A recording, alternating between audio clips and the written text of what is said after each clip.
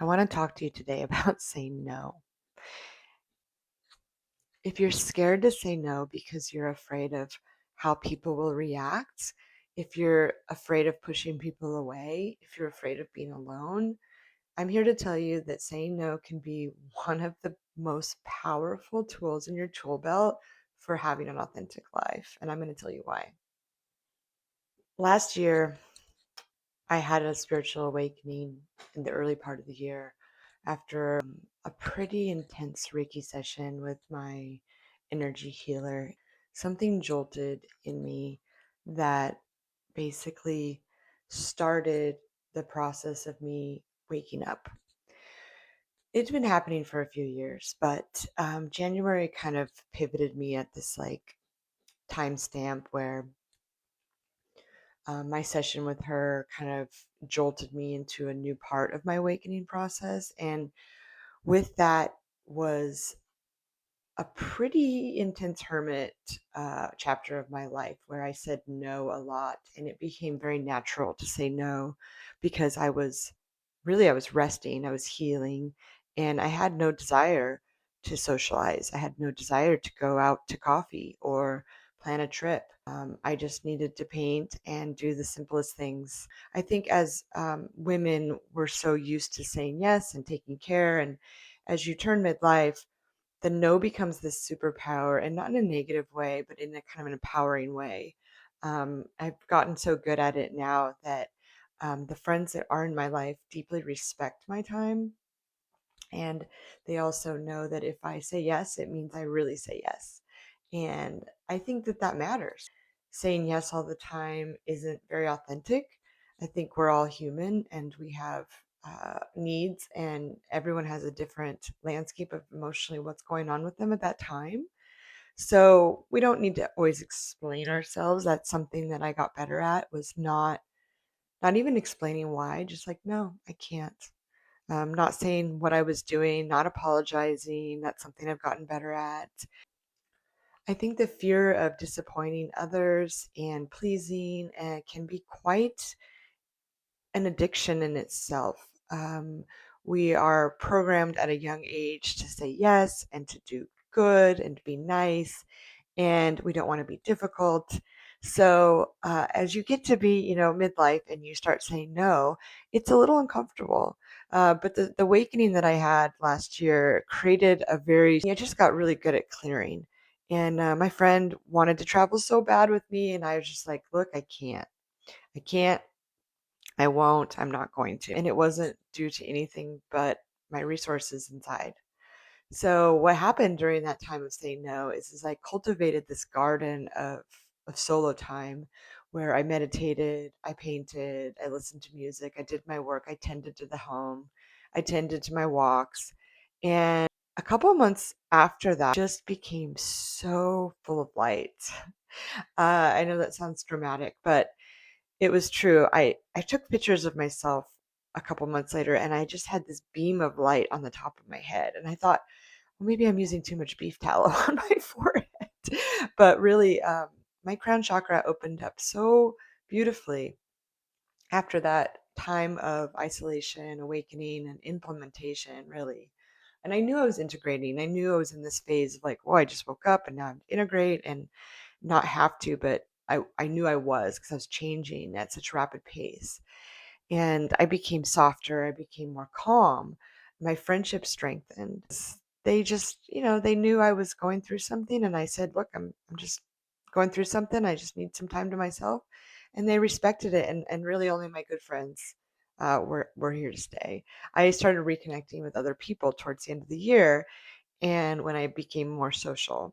But the shift that I had in January of last year really paved the way for my entire year. And I'm not going to tell you that it was easy, but it was empowering. I did the hard work of saying no. I did the hard work of isolating myself to a point where I was a little worried that maybe I was going to lose more friends or become a hermit with cats eventually and never change and get out. But what did happen was that I I started to tip my toe out into the world in the spring, just like the flowers started to open. I started to open. So the season was very symbolic of winter and emerging. And I created a body of work in my art career that is the best body of work so far. I did three large paintings that were very symbolic of my awakening process, and I actually titled it "Awakening" because I was just so blown away by what was happening to my mind, my spirit, my heart, that I needed something to express it with, not just writing, not just talking about it, but really creative expression. And it just poured out of me. It was so beautiful. By the time I turned 49 in May, I was just beaming. I just was beaming. The photographs that I took were just light on halo on my head, and I look back and I thought something was wrong with my camera, but it was about a month long where my crown chakra was just so bright that every photo was like a blurry halo around my head. And that kind of spiritual touch point for me was very confident building in my own journey because spirituality is definitely like ethereal and there's not a lot of like tangible things that we can always put our finger on.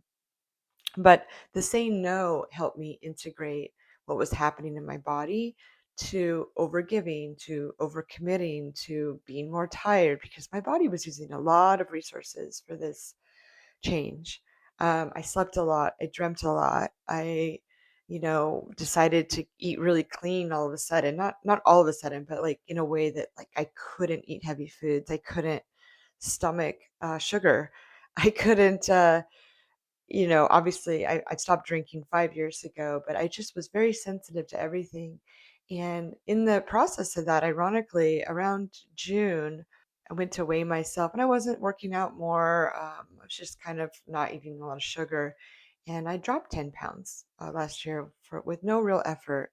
And I kind of consider that maybe the extra heavy emotional weight I was carrying around all those years. And I hadn't been the weight that I am now for since I was a teenager. And I'm in no ways overweight, but we always kind of have this baseline weight. And I was hovering around a certain number that was really just a lot of inflammation, heavy spiritual weight, I would call it. So I rid myself of that and I became more light physically and energetically.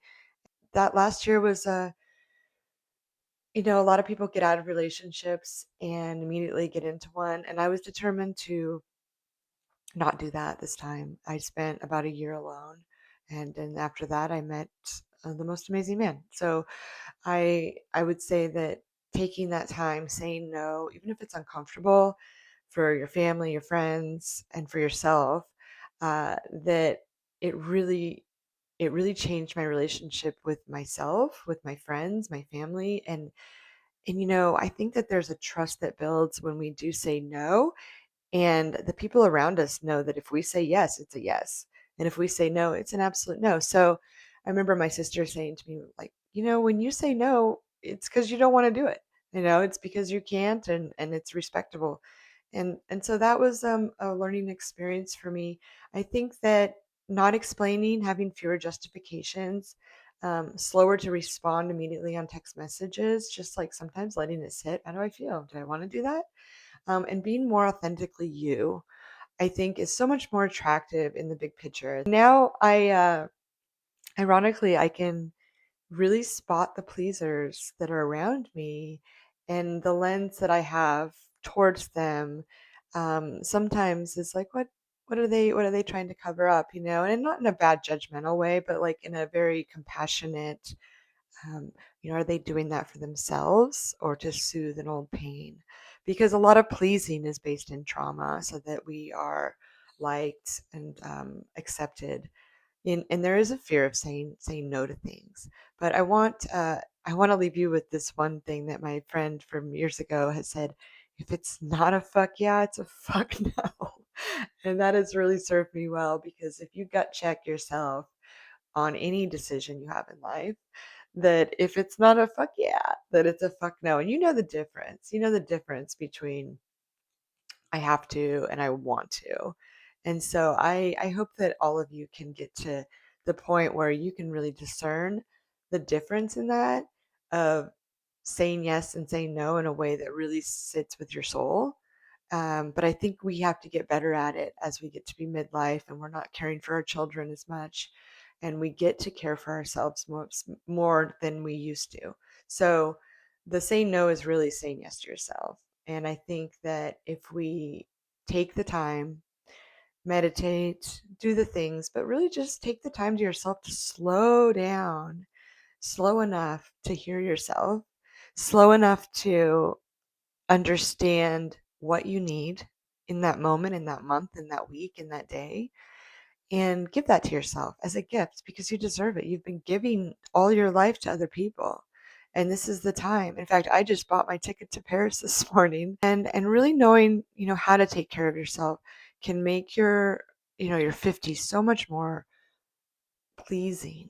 And say no is just like, yeah, it's not a fuck yeah. So know when to say that and look for the clues in your gut, in your intuition. And I would say the best way to check in with that is to meditate and do a body scan. Ask your body if it's a yes and what the answer is, if it's a no, and figure out where that lives and what their reaction is. Just get quiet, take deep breaths, and your body knows. You always know it's inside of you, the answers are. So I would say start from there. If you don't know if you're not comfortable saying no, I think your body gives you the validation and I would say permission. In fact, I just did a painting last year. I finished it and I titled it Permission because giving yourself permission can go really deeply at this point in our lives. Giving your permission to take that nap at 3 o'clock if you woke up at 3 a.m., like I did today from the cat, or giving yourself permission to say no when you really don't have the resources or the energy that day. Yourself permission to say yes to that a little bit more expensive flight for your nervous system. And, knowing that that's coming up and you booked it and it was a little more than you anticipated, but giving yourself permission because life revolves around how you create your own reality. And when you cultivate the authentic version of yourself to navigate the world better, you're doing everyone a favor. You're not just pleasing yourself, you're actually taking care of other people by being authentic. And that is the trick kind of thing you don't see coming with saying no is that you're actually becoming more authentic of a person and people trust you more. People trust you that you are going to be that person that says, "Oh, I can't do that because no reason, just that you can't." And that's enough. So I empower you today to figure out your no's, to know when to say them, and to really understand that you're not saying no to displease. You're saying yes to be authentic. And you can live out your days a little bit more clear with that in mind. So, namaste. I'll see you next time.